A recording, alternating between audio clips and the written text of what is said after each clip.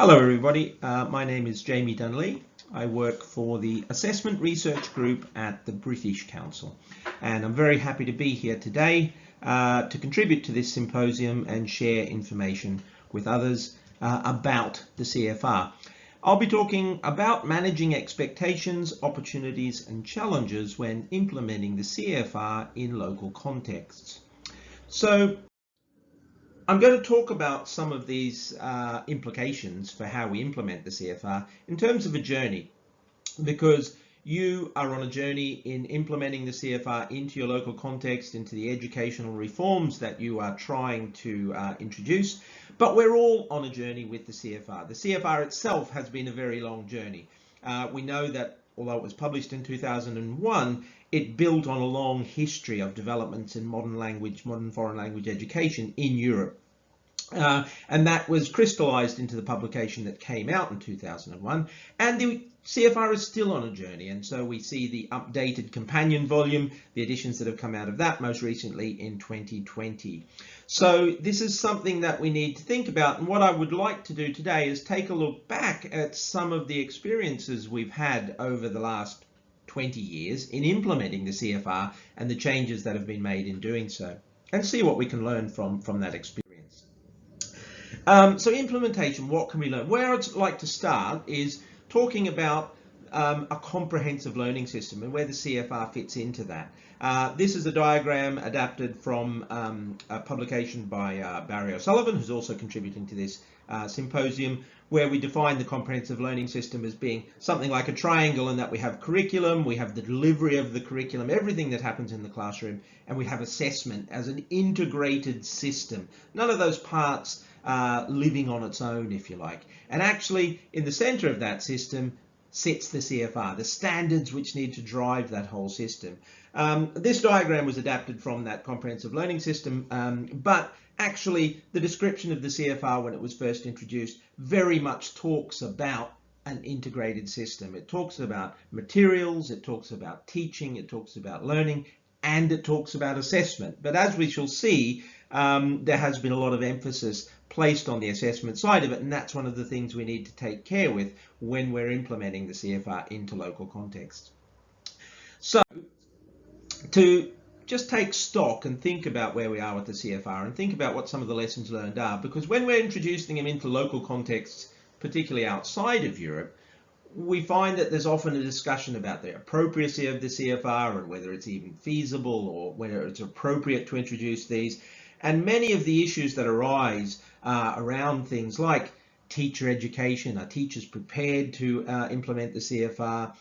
What are the conditions that we will be able to introduce the CFR in? And what are the resources involved and how we tie up the pieces of the system? And what we'll see is that actually this has been part of the discussion of the implementation of the CFR from the outset and within Europe as well. So there was a survey done in 2013, a little bit out of date now, but this was undertaken 13 years after the implementation of the CFR, its publication, and it looked at implementation of the CFR across a number of European contexts. So let's take a little look at some of the findings that they found in 2013, because I think it's relevant for us to kind of try and learn those lessons as we implement it in other contexts as well. So one of the things that came out, one of the conclusions was that there is a lack of evidence that links up, empirical evidence that links up the outcomes, the learning outcomes, the intended outcomes, the way we measure those outcomes, and the actual CFR. So there's a lot of claims, but where's the evidence? Secondly, the ability of teachers to use the CFR in their lessons is not really something that we see a lot of evidence of. So we see a lot of discussion around, high-level discussion around the policy and particularly around the assessment goals of using the CFR, but we don't see as much evidence in detail in terms of its implementation with teachers in the classroom. Another conclusion that came out was that a majority of the countries implemented the CFR, as I've said, in tests and exams, but the link between those exams and that comprehensive learning system were not as thoroughly expressed or developed. And so that the tests and assessments have really come to the fore. And another conclusion, this is really key, I think, and it's about teachers. Are teachers even aware of the CFR? If they know it as a policy instrument, do they know the detail that sits behind it? Are they being introduced to this in teacher training? And this is a critical shortcoming in many of the implementations of the CFR that try to move very quickly ahead of the infrastructure of building teacher understanding around the CFR. Now, this is the results of a survey that was done in 2013, as I said, in a number of European countries, the home of the CFR, if you will. And yet, these messages are the messages and the issues that we hear constantly in implementations of the CFR in local context outside of Europe. Now, the key message I get from this is that we share these issues and we share these challenges. And in fact, any implementation of the CFR in Europe or outside of Europe is implementation in a local context, because it is not a one-size-fits-all document, was never intended to be implemented as is without adaptation in any context, including within Europe. So all implementations of the CFR are in fact localizations of the CFR. And the issues that we encounter, we can learn a lot from what other people have experienced. And hopefully we can avoid some of those issues if we think through them carefully in advance. Another key issue that I think has arose over the years, and particularly something that I've seen in many of the contexts I've worked with, including in Japan and East Asia, where I worked for many years before joining the British Council, and where I was working when the CFR was originally published. I personally seized on the CFR, if you like, as a very, very useful tool that could help us move forward with ideas and frameworks around describing proficiency we didn't have before. At the same time, issues arose, and I've seen these issues constantly replicated in contexts where the CFR has been introduced as a policy document. Setting targets. So even in the context of Europe, we see that setting targets. So it's kind of, although it's very useful and we need to do this, reducing the CFR to the measurable aspects of proficiency and reducing the richness of the CFR to some very simple kind of benchmarks. So we see the targets here. Commonly in Europe, we see that the level of learning outcomes related to the first foreign language is set at B2. This is coming out of secondary education. And the in general level is B1 for other foreign languages, modern foreign languages, second and third foreign languages. Well, we'll have a look at how realistic those goals are and how they've actually played out in practice. So, setting targets. One of the issues that arises with setting targets, like I said, is the reduction of the CFR to very simplistic benchmark levels, and then setting very broad one-size-fits-all targets for the whole population.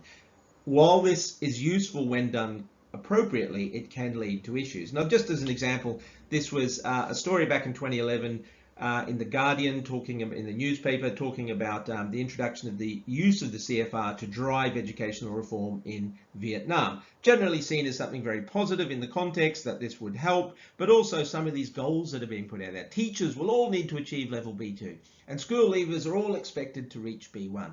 Well, moving 8 years later, we see that reports of the actual kind of how this is played out in practice, people are seeing disappointment. People are saying this hasn't been reached. Now, it's a complex situation, and partly it relates to those issues of implementation we've already discussed, such as teacher training, other teachers being prepared, and other areas of whether we're using the CFR appropriately across the comprehensive learning system. But partly, I will argue, it relates to setting the targets themselves. And the issue is that when those targets are not reached, we see massive kickback, we see massive sort of discussion and soul searching in the media, and often the CFR is held up as the problem. It was never appropriate for our situation to use the CFR, the refrain goes. So to avoid these issues and to actually be able to use the useful elements of the CFR, well, what do we need to do? And if you think that setting targets and not reaching them is an issue that's only relevant to inappropriate uses of the CFR outside of Europe, well, I'll draw your attention to another survey in Europe. This is the European Language Competences Survey, SurveyLang. It was carried out in 2011 across a number of European countries, and this is the results for reading in the first foreign language. Now, I know it's quite small, so you won't be able to see the detail. What I'd like you to just focus on is if you look at the bar descriptions there for pre-A1, A1, and up to the white bars there are A2.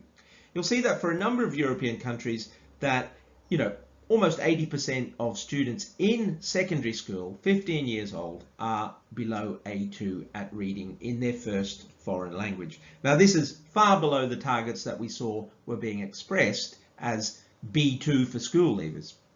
Also, you'll see massive variability across these European educational contexts. When people are implementing the CFR outside of Europe, they often take the view that everyone in Europe speaks English as a second language, that people have much more access to resources, communicative tools, and they see Europe as this kind of one-size-fits-all, I guess, ideal environment for implementing English education. In fact, it's very, very different. All we need to look here is, once again, every implementation of the CFR within Europe or outside of Europe is a localization. It is a local context, and they're all very, very different. So what are some of the opportunities and challenges then? Because I'll wrap up now. So one of the key things that I think we learned from some of those implementations of the CFR within Europe and without is avoid using the CFR to focus only on assessment as the driver. Assessment reform alone does not lead to change in the wider system. The CFR was always intended to be part of a comprehensive learning system. The opportunity here is that the CFR is rich if we build this into teacher training. Teachers have a better understanding of the CFR. That's on the ground. So we have to implement understanding around the CFR at different levels with policymakers, with parents, with teachers, with students, with employers. But actually the teachers are key to this, and teacher training is a key part of implementation. Very often, because of the speed of implementation plans, in-service training comes first, and of course pre-service training is left somewhere later. I would argue that, as with most curriculum changes, there needs to be a number of years of advanced work done before it's actually implemented, and that begins with in-service teacher training so that people coming out are able to implement that in practice in the classroom. So what are some of the other things that we've learned? Avoid using the CFR as an easy way to set and measure education policy goals. Now, many of us as educators or test developers or researchers don't have the ability to set policy goals, but having an understanding of where this goes means we can engage with policymakers in the discussion of how those goals are set. What we see is, by reducing the CFR to a tool to set achievement results and to measure those results, we reduce the richness of the CFR to those things that are easily measured. Not everything in the CFR, especially in the companion volume, should be tested or can be tested. So look beyond the things that are easily measured and quantified to actually identify other ways of evaluating progress, to implementing these things in teaching and learning, and particularly the mediation scales and the companion volume, the plurilingual scales. These are things that are very, very useful in the teaching and learning context, but may not necessarily be as useful or as implementable, doable in the assessment context. Avoid blanket one-size-fits-all targets. I think setting blanket targets for whole populations is setting yourself up for failure, and then we have that massive kickback. It's all the problem. We never should have used a CFR in the first place. It's not about that. It's about how it's implemented. Avoid setting unrealistic targets in terms of the speed with which you expect groups to reach those targets. We saw that, B2 for all teachers being set as a target in Vietnam. Before you set that target, you need to understand how close teachers are to that target already, or how far away they are, how much work will need to be done to help them reach that target, and we need to set the targets and the timelines and the resources needed to reach it appropriately. Too often, unrealistic targets are set, and then, like I said, we see the kickback and we say, oh, let's throw out the good with the bad, because let's get rid of the CFR. It was that was the problem. That's not the problem. It's the implementation. That was the problem. So the key things that I suggest you do are to be patient. It takes time to implement change across a system. Be flexible. We adapt the CFR. All uses of the CFR are local. There needs to be localization and adaptation. Monitor, evaluate, innovate and change. The CFR itself has changed over time. We need to be flexible. We need to move. Be collaborative at a national and an institutional level and work together to help build the expertise and the experience and the community of practice needed to implement the CFR appropriately. And the good news is, of course, this symposium demonstrates that you are already doing this, that you are working together in a way to build your expertise and adapt the CFR appropriately into your system. So we are on the journey together, all of us. we, along with many others, as this symposium shows, and let's continue to share our stories, our experience, and our knowledge as we travel together on this journey.